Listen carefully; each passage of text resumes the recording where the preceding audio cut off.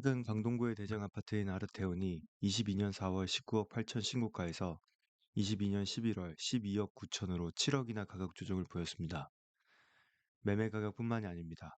전세 가격도 21년 9월 10억을 찍었었는데 22년 12월 최근에는 4억이나 떨어진 6억의 전세 거래가 되고 있습니다. 말로만 듣던 깡통 전세, 즉 역전세가 나기 시작한 겁니다. 아파트 실거래가를 보여주는 아실에서는 한 분이 고독글 하시운 9평 84시 타입의 물건을 10억 9천이라는 전세를 끼고 20억에 매수하는 가감함까지 선보입니다. 영끌이 최고조에 달했을 때인 것 같습니다. 전세가도 최고일 때, 그리고 매매가도 최고일 때 이 아파트를 거래한 것입니다. 도대체 뭐가 그렇게 급했을까요?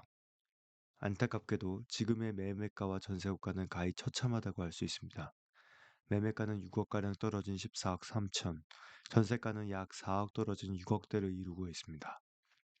위에 전세 10억을 레버리지로 20억에 매수하신 분은 역전세를 4억가량 맞은 것이고 매수 금액으로는 약 6억의 손해를 본 것입니다.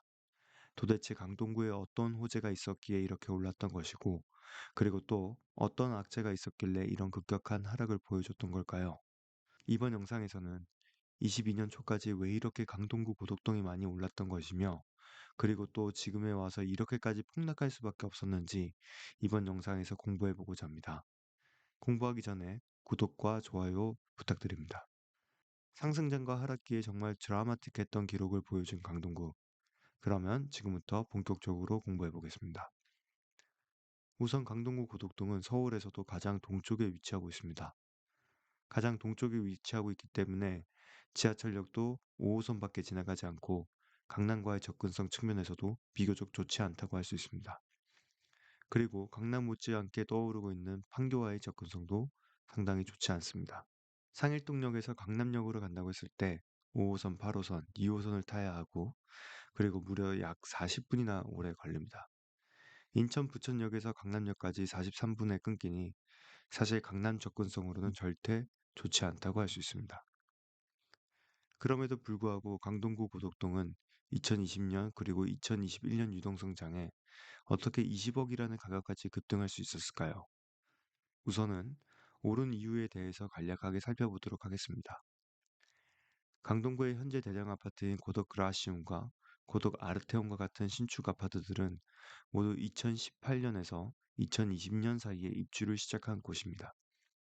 예전에 있던 주공 아파트들이 모두 재건축되어 새 아파트로 변한 것인데요.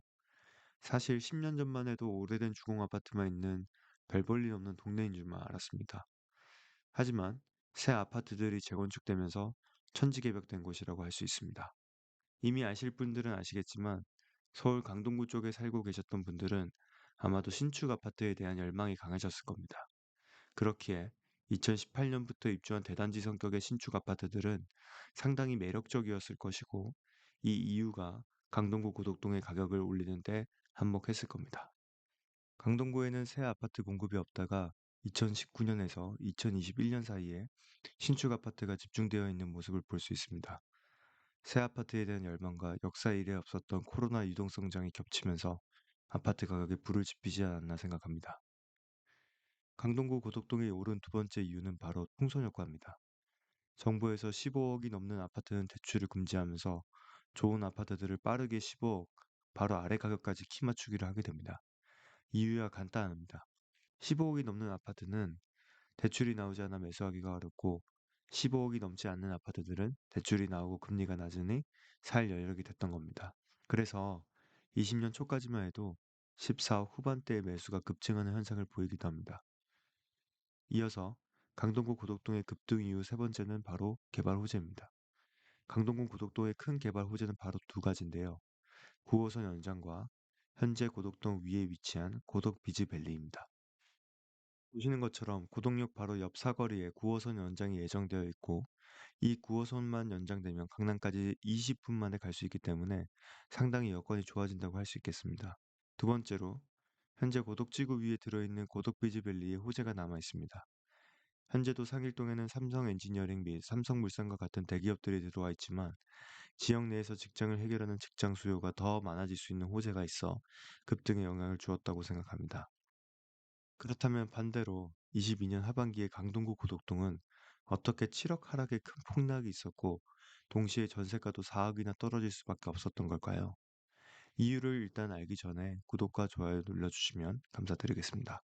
그럼 이제부터는 본격적으로 강동구 고덕동이 22년 하반기에 들어서 왜 이렇게 많이 하락할 수밖에 없었는지에 대해서 한번 알아보겠습니다.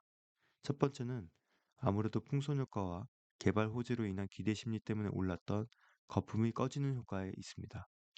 풍선은 불다 보면 언젠간 터지기 마련이고 거품도 시간이 지나면 꺼지기 마련입니다. 15억 대출 효과와 임대차법에 따른 일시적인 전세 상승분의 효과로 생긴 거품이 다시 꺼지기 시작한 겁니다. 고덕동이 7억씩이나 빠지게 된 두 번째 이유는 바로 강동구 고덕동보다 입지가 뛰어난 잠실의 급매 하락 거래에 있습니다. 특히 가락동 헬리오시티는 최근 국평이 13억 8천에 거래되면서 7억 하락을 보였던 게 큰 화제가 됐습니다. 헬리오시티가 빠지는데 어디 고덕동이 버틸 수 있겠습니까? 헬리오시티의 하락폭보다 더 큰 하락폭을 보여주는 게 정상입니다. 또한 고덕동보다 입지가 몇 수 위인 둔촌주공의 청약 분위기가 대박이 아닌 점도 한몫했습니다. 아마도 이제 하락의 본격적인 시작이 아닌가 생각합니다. 다음 세 번째 하락 이유로 뽑을 수 있는 것은 바로 금리 상승 효과입니다. 가격이 10억 이하인 아파트들은 어느 정도의 이자 비용도 버틸 수 있으나 10억이 넘어가는 아파트들은 얘기가 다릅니다.